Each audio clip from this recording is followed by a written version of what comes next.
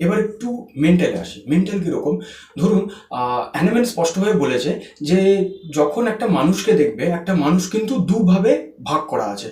কীরকম, একটা মানুষ মেন্টাল প্লেনে কাজ করে, একটা মানুষ ফিজিক্যাল প্লেনে কাজ করে।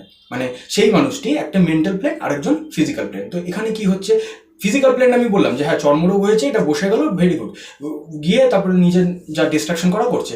কিন্তু মেন্টাল প্লেনে আরও ক্ষতিগ্রস্ত হয়। ধরুন আপনি একটা অফিসে কাজ করছেন, এবার কি হচ্ছে, আপনার যে বস সে আপনাকে কোনো একটা কাজ দিল যেটা খুব অনৈতিক। মানে হচ্ছে যে ধরুন আপনার কাজ হচ্ছে বিকেল 6টা অবধি, আপনাকে 6টার সময় এসে আপনাকে কাজ দিল যে এটা করে বাড়ি যাবে। আমি একটা উদাহরণ দিচ্ছি, তো আপনি বুঝতে পারলেন যে মোটামুটি 9টা 9:30 বেজে যাবে। তো কি হয়, এটা মোটামুটি সবারই হয়, সবাই বুঝতে পারবে।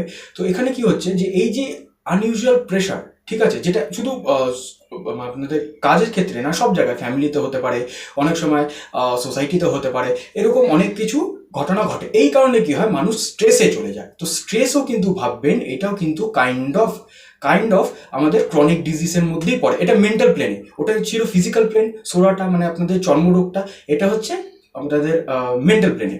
আচ্ছা, মেন্টাল প্লেনে যখন এই আপনাদের এই স্ট্রেসটা হওয়ার পরে কি হবে, আপনারা মেডিসিন খাবেন, ওই মেডিসিন খেয়ে ওই স্ট্রেসটাকে কমানোর জন্য।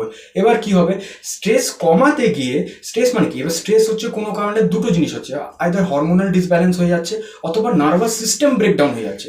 এবার আপনি ওটার জন্য মেডিসিন খাবেন। এরপরে কি হবে, যে যেই জিনিসটা নেই, ধরুন নার্ভাস সিস্টেমে প্রবলেমটা হচ্ছে, জাস্ট ওই স্ট্রেসটাকে কোনোভাবে যদি একটু কোনোভাবে কাটাতে পারলেই কিন্তু আমি সুস্থ, হচ্ছে না। এবার কি হচ্ছে, আপনি নার্ভের যে ওষুধটা খাচ্ছেন ওটা কিন্তু রিয়াকশন করছে। কীরকম, যে ওটা তো প্রবলেমই নেই, এবার আপনি প্রবলেম তৈরি করছেন, মানে নার্ভের ওষুধ খেয়ে খেয়ে নিজের নার্ভটা বরবাদ করছেন। তাহলে অটোমেটিক কি, নার্ভ যখন বরবাদ হচ্ছে, তখন বডি টোটালটাই নার্ভের ব্যাপার, টোটালটাই কন্ট্রোল করছে, ও কিন্তু অ্যাকশন রিয়াকশন করবেই। আচ্ছা, তো অ্যাংজাইটি আরেকটা জিনিস, হরমোনাল ডিসব্যালেন্স, যেমন আমি বললাম যে ধরুন ওটার কারণে দেখবেন অনেকজনের ইনডাইজেশন হয়ে যাচ্ছে, আবার ওটার কারণে দেখবেন কারো দেখবেন কনস্টিপেশন হয়ে যাচ্ছে, আজব আজব ব্যাপার হবে বডিতে। মানে মেন্টাল প্লেনের জন্য, মেন্টাল প্রেশারের জন্য, মেন্টাল ট্রমার জন্য আপনার ফিজিক্যাল বডি হেলথ হবে, মানে নষ্ট হবে। এটাই হ্যানিম্যান বলেছে যে মেন্টালিটিকে সবসময় প্রাধান্য দেবে, কারণ ওটাই কিন্তু ম্যাক্সিমাম বডিটাকে চালাচ্ছে। তো আজকের জন্য এইটুকুই। ধন্যবাদ আপনাদের, অশেষ ধন্যবাদ যে আপনারা আমাকে সাপোর্ট করছেন। এইভাবেই সাপোর্ট করে যাবেন। আমি আরও অনেক ভিডিওস বানাবো আপনাদের জন্য। আপনারা খুব ভালো থাকবেন। আর হচ্ছে অনলাইন কনসালটেশন আছে, আসবেন, আর অফলাইন আছে, আসবেন। ধন্যবাদ।